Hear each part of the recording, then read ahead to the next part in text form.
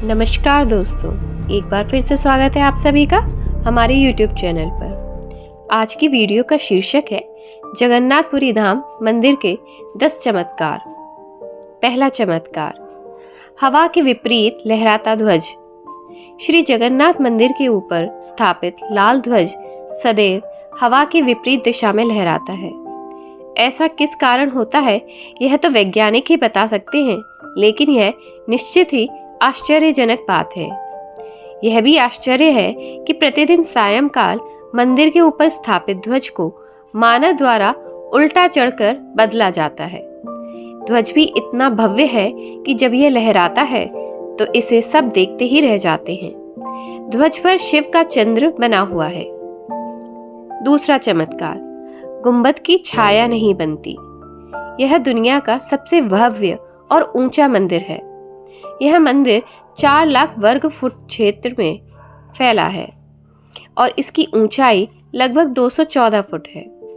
मंदिर के पास खड़े रहकर इसका गुंबद देख पाना असंभव है। मुख्य गुंबद की छाया दिन के किसी भी समय अदृश्य ही रहती है। हमारे पूर्वज कितने बड़े इंजीनियर रहे होंगे, यह इस एक मंदिर के उदाहरण से समझा जा सकता है। पुरी के मंदिर का यह भव्य रूप 7वीं सदी में निर्मित किया गया। तीसरा चमत्कार, चमत्कारिक सुदर्शन चक्र।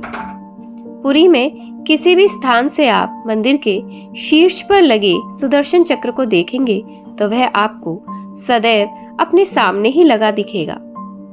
इसे नील चक्र भी कहते हैं। यह अष्ट धातु से निर्मित है और अति पावन और पवित्र माना जाता है। चौथा चमत्कार, हवा की दिशा। सामान्य दिनों के समय हवा समुद्र से जमीन की तरफ आती है और शाम के दौरान इसके विपरीत, लेकिन पुरी में इसका उल्टा होता है। अधिकतर समुद्री तटों पर आमतौर पर हवा समुद्र से जमीन की ओर आती है, लेकिन यहाँ हवा जमीन से समुद्र की ओर जाती है। पांचवा चमत्कार, गुंबद के ऊपर नहीं उड़ते पक्षी। मंदिर के ऊपर गुंबद के आसपास अब तक कोई पक्षी उड़ता हुआ नहीं देखा गया। इसके ऊपर से विमान नहीं उड़ाया जा सकता। मंदिर के शिखर के पास पक्षी उड़ते नजर नहीं आते, जबकि देखा गया है कि भारत के अधिकतर मंदिरों के गुंबदों पर पक्षी बैठ जाते हैं या आसपास उड़ते हुए नजर आते हैं। छठा चमत्कार, दुनिया का सबसे बड़ा रसोई घर। 500 रसोइये 300 सहयोगियों के साथ बनाते हैं भगवान जगन्नाथ जी का प्रसाद। लगभग 20 लाख भक्त कर सकते हैं यहाँ भोजन। कहा जाता है कि मंदिर में प्रसाद कुछ हजार लोगों के लिए ही क्यों ना बनाया गया हो, लेकिन इससे लाखों लोगों का पेट भर सकता है। मंदिर के अंदर पकाने के लिए भोजन की मात्रा पूरे वर्ष के लिए रहती है। प्रसाद की एक भी मात्रा कभी भी व्यर्थ नहीं जाती।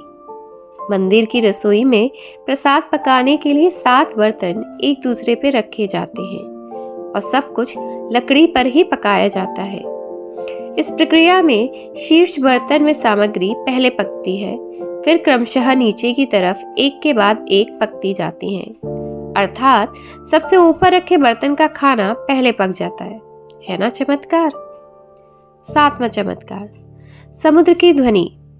मंदिर के सिंह द्वार में पहला कदम प्रवेश करने पर ही मंदिर के अंदर से आप सागर द्वारा निर्मित किसी भी ध्वनि को नहीं सुन सकते।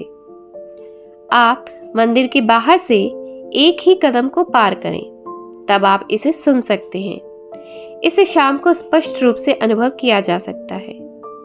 इसी तरह मंदिर के बाहर स्वर्ग द्वार है, जहां पर मोक्ष प्राप्ति के लिए शव जलाए जाते हैं, लेकिन जब आप मंदिर से बाहर निकलेंगे तभी आपको लाशों के जलने की गंध महसूस होगी। 8वां चमत्कार, रूप बदलती मूर्ति। यह श्री कृष्ण को जगन्नाथ कहते हैं। जगन्नाथ के साथ उनके भाई बलभद्र, बलराम और बहन सुभद्रा विराजमान है। तीनों की ये मूर्तियां काष्ठ की बनी हुई हैं। यहाँ प्रत्येक 12 साल में एक बार होता है प्रतिमा का नव कलेवर। मूर्तियां नई जरूर बनाई जाती हैं, लेकिन आकार और रूप वही रहता है। कहा जाता है उन मूर्तियों की पूजा नहीं होती, केवल दर्शनार्थ रखी गई हैं। 9वां चमत्कार, विश्व की सबसे बड़ी रथ यात्रा। आषाढ़ माह में भगवान रथ पर सवार होकर अपनी मौसी रानी गुंडीचा के घर जाते हैं। यह रथ यात्रा 5 किलोमीटर में फैले पुरुषोत्तम क्षेत्र में ही होती है।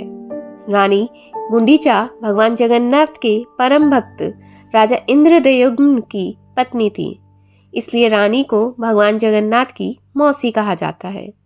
अपनी मौसी के घर भगवान 8 दिन रहते हैं। आषाढ़ शुक्ल दशमी को वापसी की यात्रा होती है।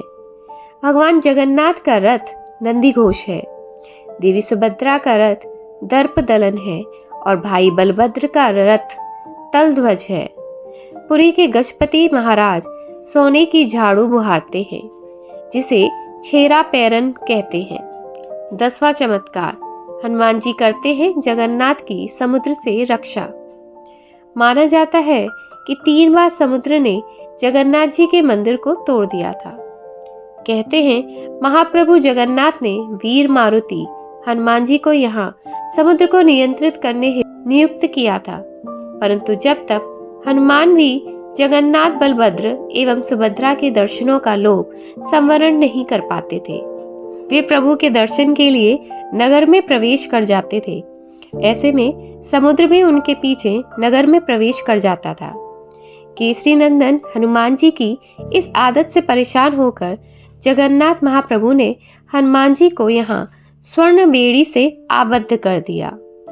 यहाँ जगन्नाथपुरी में ही सागर तट पर बेदी हनुमान का प्राचीन एवं प्रसिद्ध मंदिर है।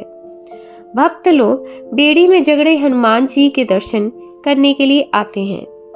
आइए अब जानते हैं मंदिर के बारे में कुछ अज्ञात बातें। महान सिख सम्राट महाराजा रणजीत सिंह ने इस मंदिर को प्रचुर मात्रा में स्वर्ण दान किया था, जो कि उनके द्वारा स्वर्ण मंदिर अमृतसर को दिए गए स्वर्ण से कहीं अधिक था। 5 पांडव भी अज्ञातवास के दौरान भगवान जगन्नाथ के दर्शन करने आए थे। श्री जगन्नाथ मंदिर के अंदर पांडवों का स्थान अब भी मौजूद है।